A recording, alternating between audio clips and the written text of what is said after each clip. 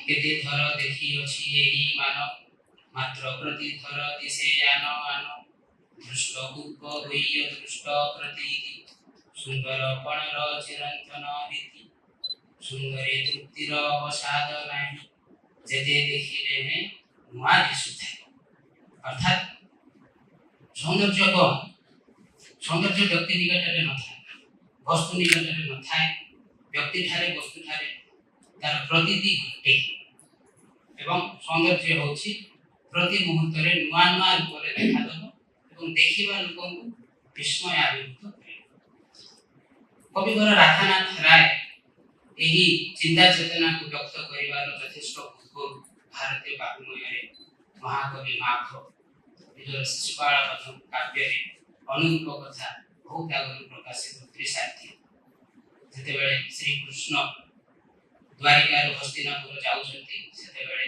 जीवा बाटरे गोटे पर्वत परे रैवतक पर्वत एवं भगवान श्री कृष्ण प्रति थर से रैवतक पर्वत पाद देशरे रथ बलई देखुछंती अटकी जाउछंती बहुत समय से पर्वत को निरीक्षण करुछंती तापर रथरे बसी पूरी हस्तिनापुर अभिमुखे यात्रा एमिति बहु बार बहु दिन अतिक्रांत हो गला परे दिने श्री कृष्ण रथ सारथी श्री कृष्ण को पचारुछंती प्रभु आपण एही रैवतक पर्वतटी को प्रथम थर देखिना आगु अनेक थर देखिछंती किंतु प्रति थर आपण को कारण पे रथ बलई आछंती पर्वत पाद देशरे छिड़ा होई यार सौंदर्य निरीक्षण करुछंती सेते बेले श्री कृष्णଙ୍କର ଭାବଟାକୁ ମାଘ ବ୍ୟକ୍ତ କରୁଛନ୍ତି ଦୃଷ୍ଟୋପି ଶୈଳ ସହ ମୋହତୁମୁରାରେ ଅପୂର୍ବବତ୍ ବିସ୍ମୟମାନ କ୍ଷଣେ କ୍ଷଣେ ଜନ୍ମ ପ୍ରଦାମତି ତଦେବ ରୂପମ୍ ରମଣୀୟତା ରାଧାନାଥଙ୍କର ସେ ସମାନ ବିଭୂତି ଯେ ପ୍ରତି କ୍ଷଣରେ ନୂଆ ନୂଆ ରୂପରେ ଦେଖାଦେଇ ମତେ ରୈବତକ ପର୍ବତ ବିସ୍ମୟାଭିଭୂତ କରିଦେଉଛି ଯାହା ଫଳରେ କାଲି ଦେଖିଥିଲି गोटे भिन्न थिला ता पूर्व दिन मानक देखि भिन्न थिला वर्तमान देखुछि भिन्न देखा प्रति क्षण तेन माघंकर एही अनुभव बा राधानाथंकर सेही अनुभवटा गोटे सर्वजनक राखी सौंदर्यर परिभाषा भाବରେ साहित्ୟରେ ग्रहण करा जायछि माघ एवं राधानाथ तेन सौंदर्य सहित विस्मयर मिश्रण को स्वीकार करिसंति किंतु फकीरमोहन सेनापति सौंदर्य सहित प्रेमर मिश्रण एवं प्रेमर पवित्रता स्वीकार फकीरमोहन सेनापति को विचार रे प्रेम होउची सम्मानर योग्य सौंदर्य होउची पूजार योग्य ए दुहे पवित्र एवं शाश्वत केवल भ्रष्टाचारी व्यक्ति ही ए दुईटी शाश्वत अनुभव को पाप दृष्टि रे देखि था फकीरमोहन सेनापति सौंदर्य तेणु शाश्वत सीए देखिबा लोकर दृष्टिकोण जनित तत्व आधार रे दुईटी अनुभव को देखि नाथि से कहिसंती मनुष्यर जीवनर परिधि होछि अति संक्षिप्त अपर पक्षरे सौंदर्य एवं प्रेम होछि शाश्वत तेणु से संक्षिप्त परिधि भितरे मनुष्यर हृदय रे शून्य स्थान नाही ता भितरे रहिछि अप्राप्तिर जावतीय प्रकारर अप्राप्तिर विकल्पन एवं अतृप्तिर हाहाकार तेणु से देखिले सौंदर्यर तृष्णा प्रणय विभाषा तृप्ति होई अछि नाही सकल कामना संतृप्त वासना जगते मिलई ना कारण से व्यासक महाभारत को अनेक थर पढ़िसंती बुझिसंती तार आदर्श से अनुप्राणित होइसंती जेमिति अनुप्राणित होइथिले अर्जुन एवं इंद्रंग पाखक जाइथिबा बेले से प्रमाणित जे विश्वर सर्वश्रेष्ठ सुंदरी निकटरे मार सौंदर्य होछि सर्वश्रेष्ठ कारण सौंदर्य ईश्वरंकर वरदान एहा विकसित होई थाए गुणर सुंदरता रे गुणर सौंदर्य तेणु गोपबंधु दास ताकू ପ୍ରାଧାନ୍ୟ ଦେଇ ସେ ଉଚ୍ଚାରଣ କଲେ। ଗୁଣ ଥିଲେ ରୂପରେ କି ଅଛି ପ୍ରୟୋଜନ, ରୂପ ଅଟଇ କେବଳ ବାହ୍ୟ ଆବରଣ। ଅର୍ଥାତ୍ ଗୁଣ ବିନା ସୌନ୍ଦର୍ଯ୍ୟ ଅସାର ଏବଂ ଲାବଣ୍ୟ ପ୍ରବଞ୍ଚନା ଜନ। ସମୟ ସ୍ରୋତରେ ଯୌବନ ବିଦାୟ ନେଇଯାଏ ଏବଂ କ୍ରମଶଃ ରୂପ ସୌନ୍ଦର୍ଯ୍ୟ ମଧ୍ୟ ମଳିନ ପଡ଼ିଯାଏ। ତେଣୁ ସିଏ କହିବାକୁ ଚାହୁଁଛନ୍ତି ଯେ ଯିଏ ସୌନ୍ଦର୍ଯ୍ୟରେ ମୋହିତ ହୁଏ ସେ ନିଶ୍ଚିତ ରୂପେ ବାସନା ଲୋଭୀ ହୋଇଥାଏ ଏବଂ ବିଳାସୀ ହେଇଥାଏ। ତେଣୁ ବସ୍ତ୍ର ବିନା ସୌନ୍ଦର୍ଯ୍ୟ ଯେମିତି ମର୍ଯ୍ୟାଦାହୀନ, ଗୁଣ ବିନା ତଦ୍ରୂପ ସୌନ୍ଦର୍ଯ୍ୟ ହେଉଛି ପଥରର କୌଣସି ଏକ ମୂର୍ତ୍ତି ସଦୃଶ, ଯାହା ଦେହରେ ନଥାଏ ସ୍ପର୍ଶର କୌଣସି ପ୍ରାଣବନ୍ତ ଅନୁଭବ ନା ଚମକ। ଏହାର ଦ୍ୱିତୀୟ ସ୍ୱାତନ୍ତ୍ରଟି ହେଉଛି ସତ୍ୟର ମହତି ଶକ୍ତିମୂଳକ ଶାଶ୍ୱତ ପଂକ୍ତି। କବି କିଟ୍ସ କହିଲେ, ସତ୍ୟ ହିଁ ସୌନ୍ଦର୍ଯ୍ୟ ତୁମେମାନେ ଜୀବନରେ ସେତିକି ଜାଣ। ସତ୍ୟ ଏତେ ମାତ୍ରାରେ ସୁନ୍ଦର ଏବଂ ଏତେ ମାତ୍ରାରେ ଆକର୍ଷଣୀୟ ଯେ ତାର ଆକର୍ଷଣରେ ଶ୍ରୀରାମଚନ୍ଦ୍ର ଅଯୋଧ୍ୟାର ସମସ୍ତ ରାଜଗଣ ରାଜମୁକୁଟକୁ ଗୌଣ କରିଦେଇ 14 ବର୍ଷ ପାଇଁ ହସି ହସି ବନବାସ ଯିବା ପାଇଁ ବାହାରି ପଡ଼ିଲେ ଏବଂ ସୌନ୍ଦର୍ଯ୍ୟ ଏତେ ମାତ୍ରାରେ ଆକର୍ଷଣୀୟ ଯେ ଭରତ ଶ୍ରୀରାମଚନ୍ଦ୍ରଙ୍କର ଅନୁପସ୍ଥିତିରେ ତାଙ୍କର ପାଦୁକା ଦୁଇଟିକୁ ନେଇ ନଗର ବାହାରେ କିରୋଧି ରଚି ତାଙ୍କର ପ୍ରତିନିଧିତ୍ୱ କରିବା ପାଇଁ କୁଣ୍ଠିତ ହେଲେ ନାହିଁ। ପୁଣି ସତ୍ୟ ଏତେ ମାତ୍ରାରେ ଆକର୍ଷଣୀୟ ଯେ ନରେନ୍ଦ୍ର ଅଥବା ପିଲେ ନାମକ ବ୍ୟକ୍ତି କ୍ରମଶଃ ବିବେକାନନ୍ଦରେ ପରିଣତ ହୋଇ ସମଗ୍ର ଭାରତବର୍ଷର ପ୍ରତିନିଧିତ୍ୱ ସାରା ବିଶ୍ୱରେ କରି ଗୋଟିଏ ଉଦାହରଣ ସୃଷ୍ଟି କରିଯାଇଛନ୍ତି। ପୁଣି ସୌନ୍ଦର୍ଯ୍ୟ ଏତେ ମାତ୍ରାରେ ଆକର୍ଷଣୀୟ ଯେ ଆମେ ସମସ୍ତେ ଜାଣିଛୁ ଗାନ୍ଧୀଜୀ ତାର ଉପାସକ ହେଇଗଲେ। ଚଷମା ପିନ୍ଧି ଆଣ୍ଠୁ ଲୁଚୁନଥିବା, ଖଦଡ଼ ପିନ୍ଧିଲେ ଆମମାନଙ୍କୁ ଦୃଷ୍ଟାନ୍ତ ଯୋଗାଇବା ପାଇଁ ଉଚ୍ଚ ଶିକ୍ଷିତ। ଚଷମା ଭାଙ୍ଗିଗଲା, ସୂତା ଖଣ୍ଡେ ଉଡ଼େଇଦେଲେ, କାନରେ ବାନ୍ଧିଦେଲେ। ଆଜି ଆମେ ତାଙ୍କରି ମୁଣ୍ଡଟାକୁ କାଗଜରେ ଛାପି ଟେବୁଲ ତଳେ ବ୍ୟବହାର କଲାବେଳେ କୋଉଠି ଯାଉଛି ଆମର ସେ ସତ୍ୟତା। এই ପ୍ରକାରର ଗୋଟିଏ ଚିନ୍ତାଧାରାକୁ ନେଇ ଆମ ଏହି ଅବିଭକ୍ତ ବାଲେଶ୍ୱର ଜିଲ୍ଲାର ସବୁଠାରୁ ଅଧିକ ସଂଖ୍ୟକ କାବ୍ୟ କବିତା ରାଧାନାଥ ଯୁଗରେ ଲେଖିଥିବା କବିଶେଖର ଚିନ୍ତାମଣି ମହାନ୍ତି ଗୋଟିଏ କାଳଜୟୀ ପଂକ୍ତି ରଚନା କରିଛନ୍ତି। ହୋଇପାରେ ଅର୍ଥ ବିଶ୍ୱବନ୍ଦନୀୟ କିନ୍ତୁ ସତ୍ୟ ସଙ୍ଗେ ନୁହେଁ ତୁଳନୀୟ। ଅର୍ଥ ବିଶ୍ୱବନ୍ଦନୀୟ ହେଇପାରେ କିନ୍ତୁ ସତ୍ୟ ସହିତ କେବେ ତୁଳନୀୟ ହୋଇପାରେ ନା। କାରଣ ସତ୍ୟ ଏକ ସାଧନା।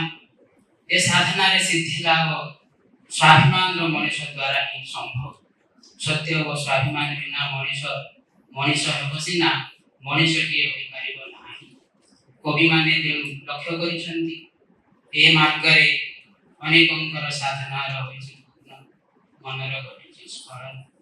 ଦିଗହଜା କପୋତର କ୍ଳାନ୍ତ ଅବଶ୍ୟ ଶରୀର ନେଇ ସାଧକ ପ୍ରତ୍ୟାବର୍ତ୍ତନ କରିଛନ୍ତି ହୃଦୟର ଭଗ୍ନ କୁଟୀର। କାରଣ ଜୀବନ ତମାମ ବିଭିନ୍ନ ପ୍ରକାରର ଅସାମାଜିକ କାର୍ଯ୍ୟରେ ଲିପ୍ତ ରହି ନିଜକୁ ଅଧିକ ସାମାଜିକ ବୁଲଉଥିବା ତଥାକଥିତ ଦାୟିତ୍ୱହୀନ ସମାଜର ବଡ଼ ମଥାମାନଙ୍କ ପାଖରେ ଏକ ସଙ୍ଗରେ ସତ୍ୟ ଏବଂ ସୌନ୍ଦର୍ଯ୍ୟ ଅବସ୍ଥାନ କରିବା ଟିକେ କଷ୍ଟ। ରାଧାନାଥ ବୋଧହୁଏ ତାକୁ ଅନୁଭବ କରିଥିଲେ, ତେଣୁ ସେ ସ୍ୱୀକାର କରୁଛନ୍ତି। ସତ୍ୟବାଦୀ ହୋଇ କ୍ଷଣେ ବଞ୍ଚିଥିଲେ ଯୁଗେ ବଞ୍ଚିଥିବା ପରି, ତୁଷାମତି ହୋଇ ଅମର ହେଲେ ମରିଯିବା ସଙ୍ଗେ ସରିବ। ସେ ବିଶ୍ୱାସ କରୁଥିଲେ ସତ୍ୟ କିଛି ସମୟ ପାଇଁ ବିଚଳିତ ହୋଇପାରେ କିନ୍ତୁ ସତ୍ୟ କେବେ ପରାସ୍ତ ହୋଇପାରେ। ସାର୍ବକାଳିକ କାବ୍ୟ ପଂକ୍ତିର ତୃତୀୟ ବିଶେଷତ୍ୱଟି ହେଉଛି ଶିକ୍ଷା ଶିକ୍ଷକ ଏବଂ ବ୍ୟକ୍ତିତ୍ୱ ନିର୍ମାଣମୂଳକ ଶାଶ୍ୱତ ପଂକ୍ତି। ଶିକ୍ଷାର ଉଦ୍ଦେଶ୍ୟ ଜ୍ଞାନ ଲାଭ।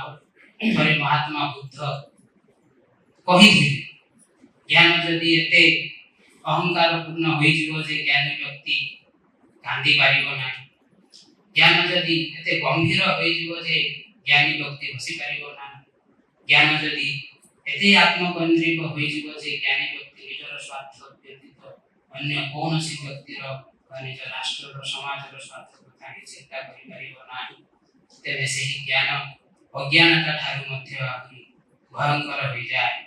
तेणु शिक्षार अर्थ केवल साक्षरता नुहे बोली ओडिया कवि माने विश्वास करिसंती। सेमानक विचार रे शिक्षार अर्थ होउछि मार्जित ज्ञान एवं परिष्कृत विवेक। कवि कुंतला कुमारी सावत जन गभीर आशावादी केते पथ मुही आसी अछि कल्पना हुए बनाई तथापि शिक्षा तो महिला संपूर्ण मूर्ख मध्य मुही बनाई। शिक्षा आत्ममुक्तिर कला विद्या आत्मोपलब्धिर माध्यम। विद्यार्थी आत्मोपलब्धिर माध्यम दे आत्ममुक्तिर स्वप्न देखे शिक्षा यातनारे। प्राचीन गुरु परंपरा रे यह थिला आज मध्य प्रतिटी शिक्षा अनुष्ठान रे यह ही लक्ष्य रुचि नीति आदर्श वास्तवतार बंगलर सच्चारे जुग जुग प्रवाहित चिरंतन सत्य। शिक्षा अनुष्ठान रे उभय विद्यार्थी एवं शिक्षकंकर गुरुत्वपूर्ण भूमिका रही। शिक्षा अनुष्ठान केवल कथाबाड़ी नुहंती से विद्या बिना गुरु बिना शिष्य बिना से केवल आलय से सेमानकर जगदान करे। से विद्यालय हो कि महाविद्यालय हो कि विश्वविद्यालय हो केवल पाठशाला भाव ग्रहण करने समीचीन हम नहीं।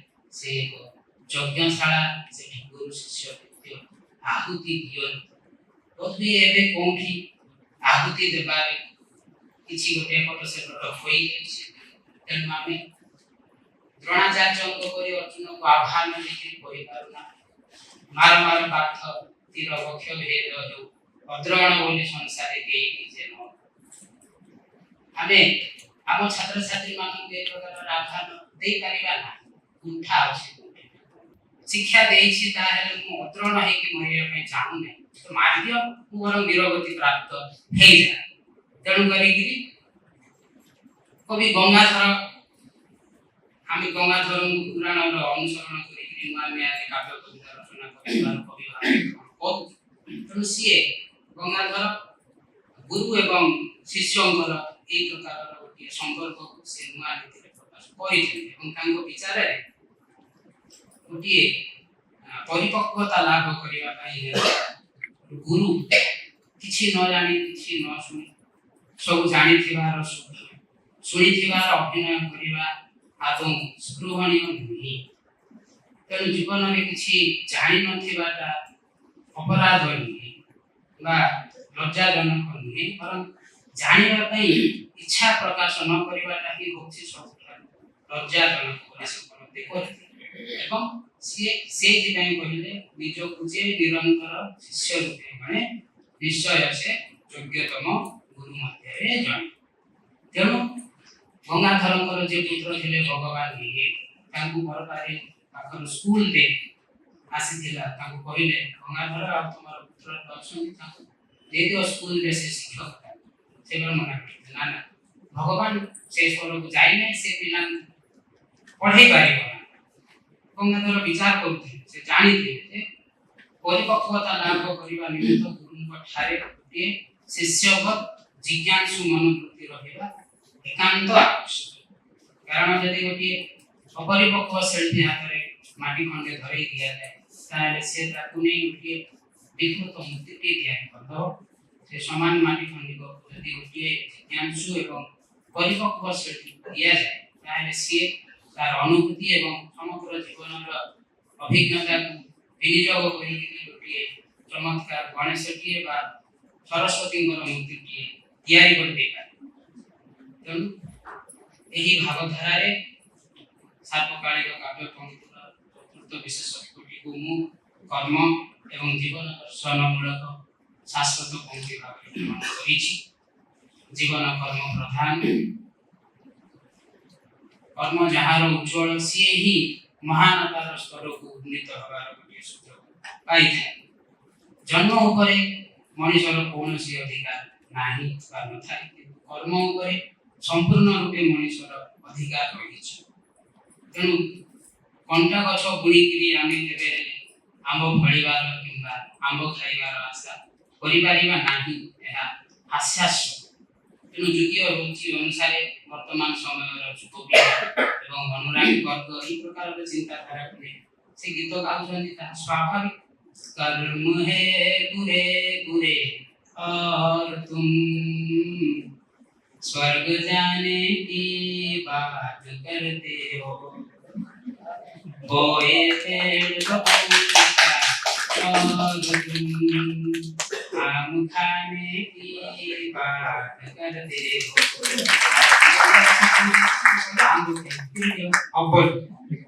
एकथा स्वीकार करने को जाए यार यथेष्ट पूर्व सारण दास महाभारत रे कही कर्मभूमि जान अपे मर्त्य हुई एथिरे कर्म कले होई स्वर्ग सेवी। कर्म ही मनुष्य को बड़ करि थाए अथवा छोट करि थाए। कर्म ही मनुष्य को स्वर्ग प्रदान करि थाए बा नरक प्रदान करि थाए। तेणु बिना कर्म रे केवल वेतन लोभी कर्मचारी मनोवृत्ति नहीं वंचित मनीष माने आम पाख क्षेत्र गुड़िकरे कि अनेक क्षेत्र गुड़िकरे दिन तमाम पथर भांगी रोजगार करुवा व्यक्ति विशेषज्ञ श्रेष्ठ हुई न पारती बेले बेले मन को आसे। तेणु कर्म ही भगवान। विश्वर सर्वश्रेष्ठ प्रामाणिक ग्रंथ श्रीमद् भगवत गीतार मध्य कर्म ही भगवान कहा जाइछि एवं कर्म अनुसार ही मनुष्य पुनर्जन्म लाभ करिथाय बा स्वर्ग प्राप्ति होइथाय बा जेमिति कर्म को सेमिति फल प्राप्ति होइथाय कहि श्री कृष्ण अर्जुन को से कहउछन्ति जे जं जं बापि स्मरण भाव त्यज्यति अन्ते परयुरं त्वं तुमे वेति कौन्तेय सदा तद्भाव भावि।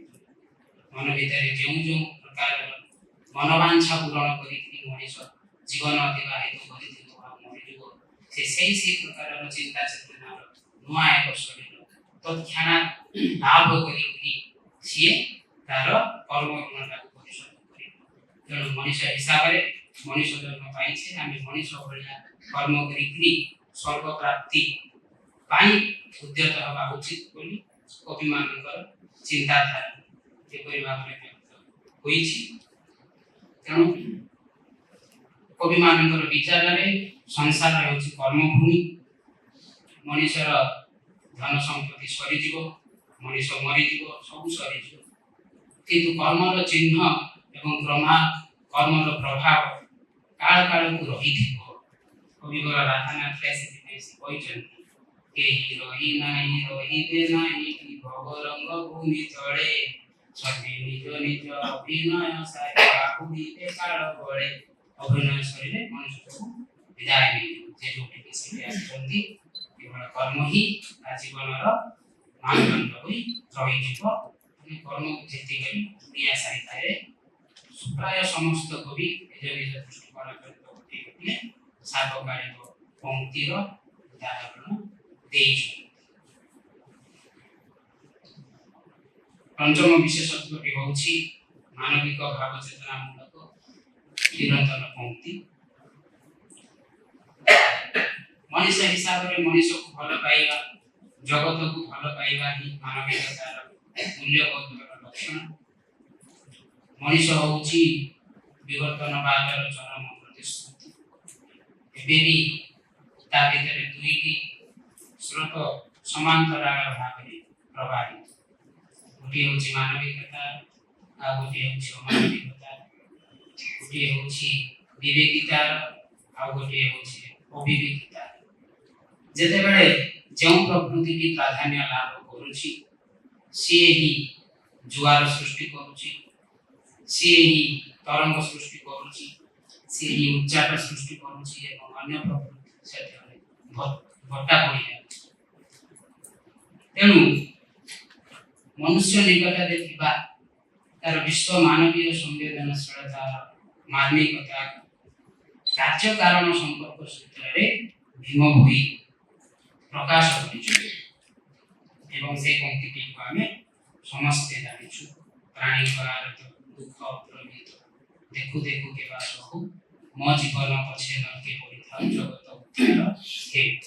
ଏଥିରେ କାର୍ଯ୍ୟ ଆଉ କାରଣର ସମ୍ପର୍କ ଅଛି। କାରଣଟା ହେଉଛି ଜଗତର ସମସ୍ତେ ଦୁଃଖ ଭୋଗ କରୁଛନ୍ତି, ଅଜ୍ଞାନଟା ବଢ଼ିଯାଇଛି। ତେଣୁ ଯଦି ମୋ ଜୀବନର ପ୍ରତିବଦଳରେ ସେଥିରେ ଜ୍ଞାନର ପ୍ରତିକାରେ ସମସ୍ତେ ଚକ୍ଷୁ ଖୋଲି ପାରିବେ, ମୁଁ ଅନାୟାସରେ ମୋ ଜୀବନଟାକୁ ନର୍କ କରିବା ପାଇଁ ପ୍ରସ୍ତୁତ ଅଛି। ସେଇଟା ଆମର କାର୍ଯ୍ୟ। ସମ୍ପ୍ରତି ବିଜ୍ଞାନ ଏବଂ ପ୍ରଯୁକ୍ତି ବିଦ୍ୟାରେ ପାରଦର୍ଶିତା ଲାଭ କରି ନରସଂହାରର ନାରକୀୟ ଲୀଳା ସୃଷ୍ଟି କରୁଥିବା ଅବିବେକୀ ମଣିଷମାନଙ୍କ ଗହଳି ଭିତରେ ଏବେ ଭୀମ ଭୋଇଙ୍କର ପଂକ୍ତିଟି ଯଥାର୍ଥ ମନେ ହୋଇଥାଏ।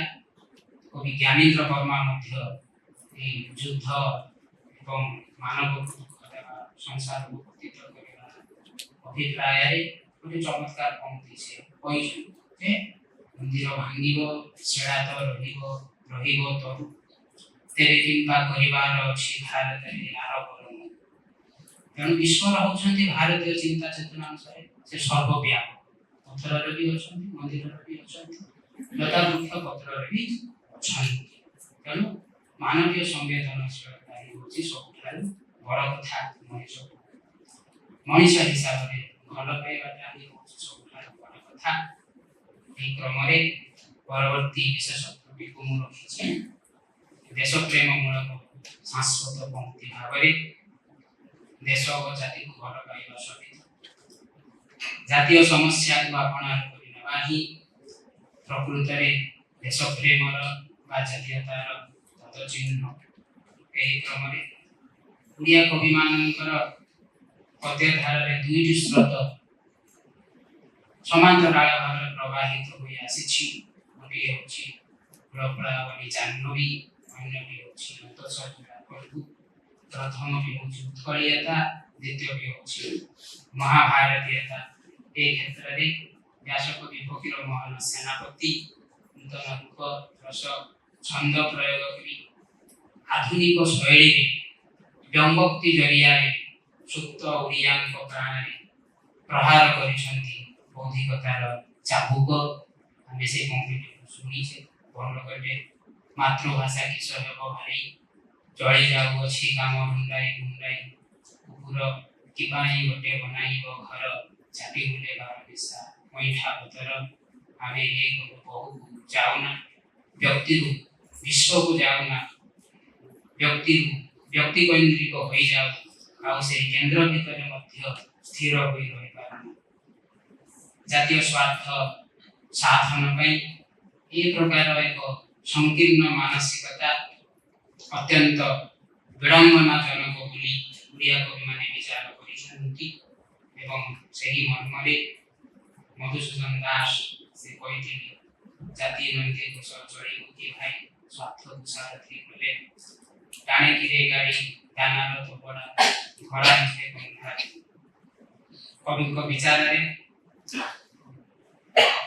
ମଣିଷ ଯଦି ନିଜର ସୁରକ୍ଷିତ ବଳୟ ଭିତରରୁ ବାହାରି ନ ଆସିପାରିବ, ଗୋଟିଏ ସମୂହ ସ୍ୱାର୍ଥ ପାଇଁ କାର୍ଯ୍ୟ ନ କରିବ, ତାହେଲେ ଆମେ ଗୋଟିଏ ପ୍ରଗତିଶୀଳ ଏବଂ ସମରାଷ୍ଟ୍ରର ପରିକଳ୍ପନା କରିପାରିବା ନାହିଁ। ଗୋଟିଏ ଅଟୋପାଳକ ଏ ସମ୍ପର୍କିତ ଗୋଟିଏ ଭାବମାନସର ଉଦାହରଣ ତିଆରି କରିଛି। 100ଟି ଅଟୋ ନେଇ ଗୋଟିଏ ସ୍ଥାନରୁ ଅନ୍ୟ ସ୍ଥାନକୁ ଯାଉଥିଲେ ଏବଂ ଗୋଟିଏ ଗାଁ ପାଖରେ ହଠାତ୍ ସନ୍ଧ୍ୟା ହେଇଯାଇଛି। ସେ ସବୁ ଅଟୋ ଗୁଡ଼ିକ ଘୁଣ୍ଟି ପୋତି ବାନ୍ଧିଛନ୍ତି। ସେତେବେଳେ ସେ ଦେଖିଲେ ଗୋଟିଏ ଅଟୋକୁ ବାନ୍ଧିବା ପାଇଁ ତାର ପଘା ନାହିଁ, ହଜିଯାଇଛି।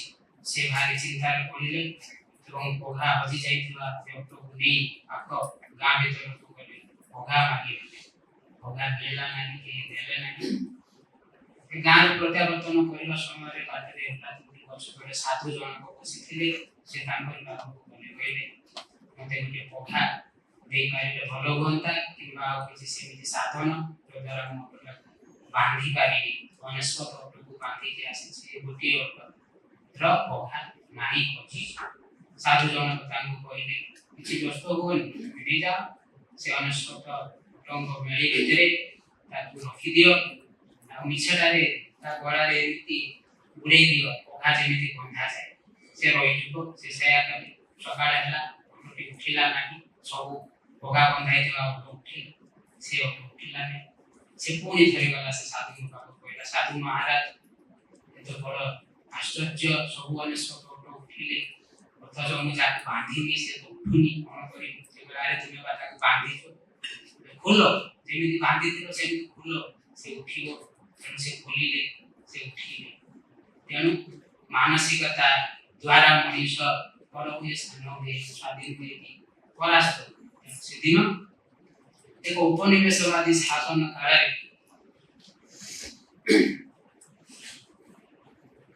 ଭାରତୀୟ ମାନଙ୍କର ପରାଧୀନ ମାନସିକତାକୁ ଲକ୍ଷ୍ୟ କରିକି କବିବର ରାଧାନାଥ ରାୟ ଅଧପତିତ ସେହି ସମୟର ବର୍ତ୍ତମାନକୁ ସମୁଜ୍ଜ୍ୱଳ କରିବା ପାଇଁ ଅତୀତ ଗୌରବକୁ ମନ୍ତ୍ରଗାନ କରି ଗୋଟିଏ କାଳଜୟୀ ପଂକ୍ତି ରଚନା କରିଛନ୍ତି। ଜାତୀୟତାବାଦୀ ଚେତନାଧାରାରେ ଆମେ ସମସ୍ତେ ସେହି ପଂକ୍ତିଟିକୁ ଉଦାହରଣ ସୂତ୍ରରେ ଆଣିଥାଉ। ଏହିକି ଯେ ଆର୍ଯ୍ୟଭୂମି ଏ ଭୂମିର ସୁତ, ତୁମ୍ଭେଟିକି ଆର୍ଯ୍ୟ ନାମ ଦାୟାଦ ଯୁଗରେ, ବିନା ଯୁଦ୍ଧେ ନ ଦେବାକୁ ସୂର୍ଯ୍ୟଗ୍ର ବେଦିନୀ, କଣ ଯେଉଁ ଆର୍ଯ୍ୟଙ୍କର ତାଙ୍କରେ ଶୋଣିତ, ବହେ କି ଆହେ ଯୁଦ୍ଧେ ଦୁର୍ଗ ଧମନୀ। ଏହିପରି ହୋଇ ପ୍ରେମ, ମୃତ୍ୟୁ, ହତାଶା, ବିଷାଦ, ଦେଶାତ୍ମବୋଧକତା ଠାରୁ ଆରମ୍ଭ କରି ପ୍ରାୟ 200-300 ବୈଶିଷ୍ଟ୍ୟପୂର୍ଣ୍ଣ ସାର୍ବକାଳିକ କାବ୍ୟ ପଂକ୍ତି ରହିଛି। ତେଣୁ ମୁଁ ଏହି 5ଟି ଦେଇଥିଲି। ଶେଷ କଥାରେ ମୁଁ କେବଳ ଏତିକି କହିବାକୁ ଚାହୁଁଛି ଯେ ସୌନ୍ଦର୍ଯ୍ୟବାଦୀ ସମାଲୋଚକମାନଙ୍କର ବିଚାରଧାରାରେ ସେମାନଙ୍କର ଦୃଷ୍ଟିରେ ସାହିତ୍ୟ ଏବଂ କବିତା ବାସ୍ତବ ଜୀବନର ପ୍ରୟୋଜନହୀନ ବିଷୟ, କିନ୍ତୁ ବ୍ୟବହାରୀବାଦୀ କବି ଏବଂ ସାହିତ୍ୟିକମାନଙ୍କର ବିଚାରରେ କବିତା ଏବଂ ସାହିତ୍ୟ ସମାଜର ପ୍ରୟୋଜନରେ ଲାଗେ। ଆମ ଓଡ଼ିଆ ସାହିତ୍ୟରେ ନିଶ୍ଚିତ ରୂପେ ସମାଜର ପ୍ରୟୋଜନରେ ଲାଗିବାର ଗୋଟିଏ ପାଠକର ଚିନ୍ତାଧାରାକୁ, ଗୁରୁ ଶିଷ୍ୟଙ୍କର ଚୈତିକ ବିବର୍ତ୍ତନକୁ ସକାରାତ୍ମକ ରୂପ ରଙ୍ଗ ଦେବାର ସାମର୍ଥ୍ୟ ଅଛି ବୋଲି ମୁଁ ଭାବୁଛି। ମୋତେ ସମସ୍ତେ ଶୁଣିଥିବା ହେତୁ ସମସ୍ତଙ୍କୁ ଧନ୍ୟବାଦ।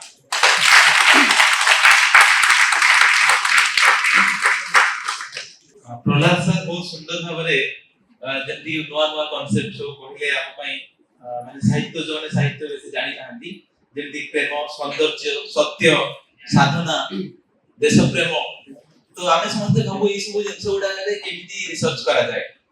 ତେଣୁ ଆପଣ ମାନଙ୍କୁ ମୁଁ ଏବେ ଆହ୍ୱାନ କରୁଛି ପ୍ରହ୍ଲାଦ ସାରଙ୍କୁ ଏ ବିଷୟରେ ପ୍ରଶ୍ନ ପଚାର। ଆପଣ ଭାବୁଛନ୍ତି ସବୁବେଳେ ଏଗୁଡା ସବୁ ବହୁତ ସହଜ ଜିନିଷ, ତେଣୁ ଏଗୁଡା ସହଜ ନା ନାହିଁ ଏବେ ଜାଣିପାରିବେ। ପ୍ରଶ୍ନ ପଚାରି ଜଣାନ୍ତୁ। ଚମତ୍କାର ଭାବରେ ବର୍ଣ୍ଣନା କଲେ ଯେ ସତ୍ୟରେ ସୌନ୍ଦର୍ଯ୍ୟର ପ୍ରଭାବ ଉପରେ କବିତା ସୃଷ୍ଟି ହୋଇଛି, କିନ୍ତୁ ବର୍ତ୍ତମାନ ଆଧୁନିକ କବିତାରେ ବେଶୀ ବୋଧେ ସୌନ୍ଦର୍ଯ୍ୟମୟ ହଉନାହିଁ, ସତ୍ୟଟା ଗୌଣ ହେଇଯାଇଛି। ସାହିତ୍ୟ ସମାଜର ଦର୍ପଣ, ସମାଜର କଥା ସାହିତ୍ୟ ଉପରେ। ବର୍ତ୍ତମାନ ଆଧୁନିକ କବିତା ସେ ବେଶୀ ସୌନ୍ଦର୍ଯ୍ୟ ବା କାଳ୍ପନିକ ସବୁ ଦେଇଛି ସମାଜର କଥା କହିବାକୁ। ସେଇଟା କାହିଁକି ଏମିତି? ତାର ବିଭିନ୍ନ କାରଣ ରହିଛି। ସେଗୁଡ଼ିକ ମଧ୍ୟରୁ ଗୋଟିଏ ପ୍ରଧାନ କାରଣ ହେଉଛି ବର୍ତ୍ତମାନ ଆଧୁନିକ କାଳଖଣ୍ଡରେ ଯେଉଁମାନେ ବି କବିତା ଲେଖାଲେଖି କରୁଛନ୍ତି, ସେମାନଙ୍କ ଭିତରେ କବି ହେବି ବୋଲି କବିତା ଲେଖୁଥିବା ବ୍ୟକ୍ତି ବିଶେଷଙ୍କର ସଂଖ୍ୟା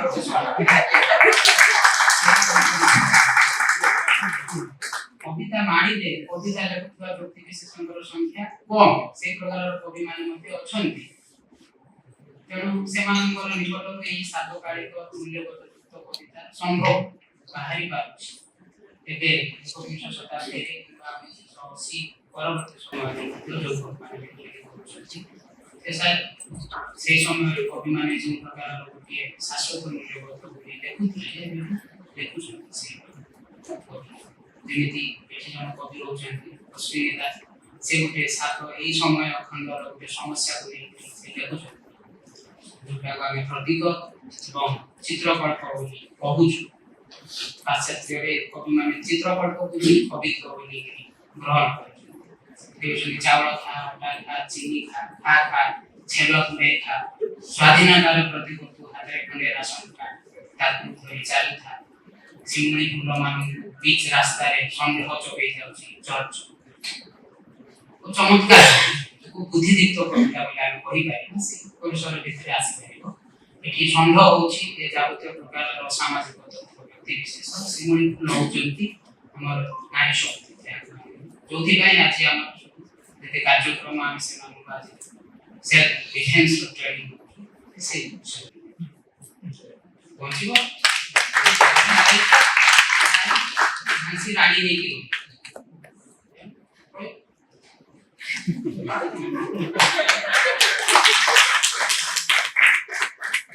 कवितार कर्मर महत्व আছে কিন্তু অধিকাংশ কবিতার ভাগ্যের महत्व বেশি থাকে বটে কিন্তু আপন কইলে রাধা আছে কবিতা অপসীমটি অতি তা করিব পিএসসি জির প্রতিষ্ঠা করতে কিন্তু ଆମ ସଂସ୍କୃତର ବିଭାଗ ଯୋଉଟେ ସର୍ବତ୍ର ନତ କିଛି ନତ ଓ ଭାଗ୍ୟ ଅନୁସାରେ ବେଶୀ ମତେ ବର୍ତ୍ତମାନ ବର୍ଣ୍ଣନା କରୁଛନ୍ତି महत्व ରଖି କର୍ମ तो एटा कोन प्रासंगिक में गोटे प्रसंग रे एटा अच्छा भाग्यता प्रासंगिक कारण भाग्य सहित कर्म प्रभाव जुड़ी जे यदि जणकर भाग्य थिबो ताले गोटे निर्दिष्ट कर्म करिबा द्वारा नि से भाग्यटा सा उदित जेति बहिटा प्रकृତରେ मुक्त पाठक जेतବେଳେ बहिटा को पढे से बहिर जीवन्यास से लाभ हो पाठक जेतବେଳେ पर्यंत बहि को न पढिछि तार सामाजिक सांस्कृतिक व्यक्तिगत जीवन रे तार मूल्यबोध किछि किछि करि न पारिछि से तो पर्यंत से बहि केवल कागज मंत्र से दृष्टि कवित्वर मध्य से सत्य सा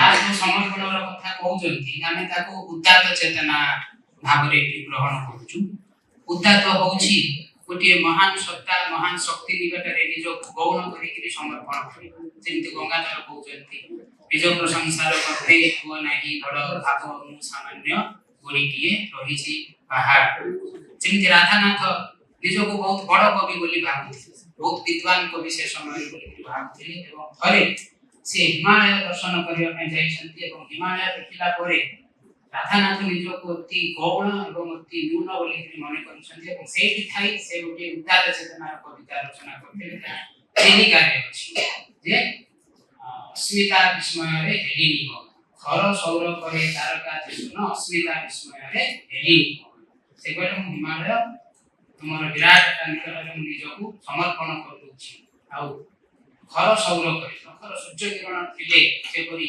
तारकार तेज तारका थाई कि तारकार तेज किछि जाय ठीक से मोर विशाल निकट रे मोर तेज किछि भी मोर अस्मिता अर्थ होछि मु अछि कि नाही संदेह वर्तमान से संदेह प्रकाश हो से प्रथम करी से शब्दटा से व्यवहार करते अस्मिता शब्दटी सार मध्य से जानि हमें ताको बोलु उदात्त चेतना सब्लिमेशन ऑफ लाइफ उदात्त सर मोर क्वेश्चन के डाउट थला पचारची आपनकर अधिकार जो वक्तव्यटा मते बहुत भल लागला मनसला जे आमे तो स्कूल रो बहुत कविता एवं काव्य पढिछु किंतु कवि और लेखक भितरे पार्थक्य कविता एवं काव्य भितरे हम जानिछु कवि और लेखक भितरे कोन लेखक साथ विभिन्न प्रकार लेखक रहिछु जेमिति किछि जण लेखक अछंती से समालोचना केवल लेखंती आ किछि अछंती से केवल प्रबंध लेखंती आ किछि अछंती से सृजनशील लेखा लेखंती सृजनशील लेखा भितरे हम साहित्यर सब विभाग को ग्रहण करू नाटक ठार आरंभ कर कविता पर्यंत से सृजनशील लेखा समालोचनाटा होछि से कविता विषय गल्प विषय उपन्यास विषय रे के बड़ लेखिला कि मत लेखिला ताको समीक्षा करी लेखिला आ गोटे होछि मौलिक प्रबंध रचना जेमति चित्तरंजन दास लिखिले किंबा आपनकर अन्य प्राबंधिक माने लिखिछु काहे ना आदिकली जो आसुची नवा नवा लेखा सब हम पढुछु सेतरे कोउटा कविता कोउटा माने काव्य जानिया बहुत मुश्किल सेरा सर मुश्किल ताकू सब लेखा को सृजनशीलतार ऑर्डर जो आसुची सब लेखा को सर सृजनशीलतार गौरव मिलिबो नै रवि सिंह जीवित थिबा बेले ठीक तो हे से उदाहरण दे के बहिरे लेखि गन जे बेली की भले देदिलो उड़ीसा दोहली गन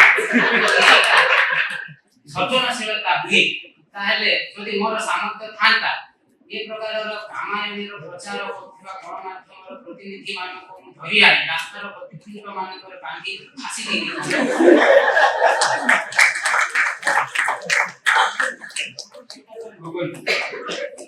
Thank you, sir. ଯଦି ଶବ୍ଦ ପ୍ରକାଶ କରିବା ଆଜିର ବକ୍ତା ବୋଧେ ଏମିତି ଚମତ୍କାର ଥିଲା ଯୋଉଥିରେ କି ସମସ୍ତେ କିଛି ନା କିଛି ଶିଖିଥିଲେ କିଛି ନା କିଛି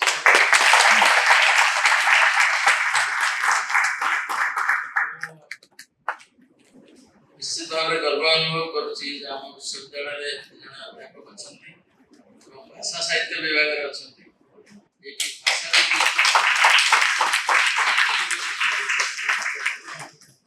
ସମୀକ୍ଷାକୁ ବି ବୁଝେ ଏବଂ ଯାହା ଉପସ୍ଥାପନ ହେଲା ଯେତେ ବିଧିବଦ୍ଧ ଉପସ୍ଥାପନ ଥିଲା ସିଷ୍ଟମେଟିକ୍ ପ୍ରେଜେଣ୍ଟେସନ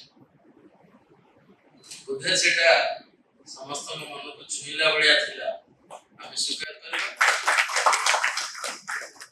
ମୁଁ ଭାବୁଛି ପ୍ରହ୍ଲାଦଙ୍କୁ ଗୋଟେ ବଡ଼ ଆଶୀର୍ବାଦ ଆମକୁ ହଉ ସେ ଆଗକୁ ଆହୁରି ଏମିତି ଅନେକ କଥା ଆମ ଆଗରେ ରଖନ୍ତୁ ଏବଂ ଆମକୁ ସାହିତ୍ୟ ବିଷୟରେ ବହୁତ ଧନ୍ୟବାଦ।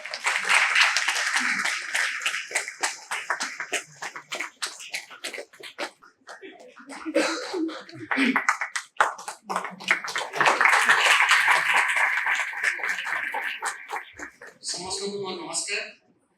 ସମ୍ମାନୀୟ କୁଳପତି ଶ୍ରୀ ସନ୍ତୋଷ କୁମାର त्रिपाठी ମହୋଦୟ, ସମ୍ମାନୀୟ ସ୍ନାତକୋତ୍ତର ପରିଷଦର ଅଧ୍ୟକ୍ଷ ପ୍ରଫେସର ସନ୍ତୋଷ କୁମାର ଅଗ୍ରୱାଲ ମହୋଦୟ, ଆଜିର ସମ୍ମାନୀୟ ବକ୍ତା ଡକ୍ଟର ପ୍ରହ୍ଲାଦ ଖିଲାର, ଅଧ୍ୟାପିକା ଅଧ୍ୟାପିକା ଗବେଷକ ଓ ଗଣମାଧ୍ୟମର ବନ୍ଧୁମାନେ ଏବଂ ଉପସ୍ଥିତ ସମସ୍ତ ସୁଧୀଜନ, ସର୍ବପ୍ରଥମେ ମୋର ପ୍ରିୟ କୁଳପତି ଶ୍ରୀ ସନ୍ତୋଷ କୁମାର त्रिपाठी ମହୋଦୟଙ୍କୁ ତାଙ୍କର ପ୍ରେରଣାଦାୟକ ଅଧିକ ଭାଷଣ ଏବଂ ଶିକ୍ଷାଗତ ଉତ୍ସର୍ଗ ପ୍ରତି ତାଙ୍କ ନିରନ୍ତର ଉତ୍ସାହ ଏବଂ ପ୍ରେରଣା ପାଇଁ ମୋର ଆନ୍ତରିକ କୃତଜ୍ଞତା ଜଣାଉଛି। ଧନ୍ୟବାଦ ସାର୍। ମୁଁ ସ୍ନାତକ ଅଧ୍ୟକ୍ଷ ପ୍ରଫେସର ସନ୍ତୋଷ କୁମାର ଅଗ୍ରୱାଲ ମହୋଦୟଙ୍କୁ ମଧ୍ୟ ଧନ୍ୟବାଦ ଜଣାଉଛି। ଧନ୍ୟବାଦ ସାର୍। ଆଜିର ସମ୍ମାନୀୟ ବକ୍ତା ଡକ୍ଟର ପ୍ରହ୍ଲାଦ ଖିଲାରଙ୍କୁ ମୁଁ ହୃଦୟ ସହ କୃତଜ୍ଞତା ଜଣାଉଛି। ଓଡ଼ିଆ ପଦ୍ୟଧାରାର ସର୍ବକାଳିକ ଏବଂ ସର୍ବଜନୀନ କାବ୍ୟିକ ଅଭିବ୍ୟକ୍ତି ବିଷୟରେ ତାଙ୍କର ଜ୍ଞାନବର୍ଦ୍ଧକ ଏବଂ ପ୍ରେରଣାଦାୟକ ବ୍ୟାଖ୍ୟାନ ଆମ ସମସ୍ତ ଜ୍ଞାନକୁ ସମୃଦ୍ଧ କରିଛି। ଧନ୍ୟବାଦ ସାର୍। ଏହି କାର୍ଯ୍ୟକ୍ରମ ସଫଳ ଆୟୋଜନ ସୂଚାରୁ ସମନ୍ୱୟ ପାଇଁ ଏହି ପ୍ରୋଗ୍ରାମର ସଂଯୋଜକ ଡକ୍ଟର ରବୀନ୍ଦ୍ରନାଥ ବେହେରା ମହୋଦୟଙ୍କୁ ମଧ୍ୟ ଧନ୍ୟବାଦ ଜଣାଉଛି। ଧନ୍ୟବାଦ ସାର୍। ଶେଷରେ ବିଭିନ୍ନ ବିଭାଗର ସମସ୍ତ ଅଧ୍ୟାପକ, ଅଧ୍ୟାପିକା, ଗବେଷକ, ଗଣମାଧ୍ୟମ ବନ୍ଧୁମାନଙ୍କୁ ଏବଂ ଏହି କାର୍ଯ୍ୟକ୍ରମ ସଫଳ କରିବାରେ ସହଯୋଗ କରିଥିବା ସମସ୍ତ ଆନ୍ତରିକ କୃତଜ୍ଞତା ଏବଂ ଧନ୍ୟବାଦ ଜଣାଉଛି। ଧନ୍ୟବାଦ।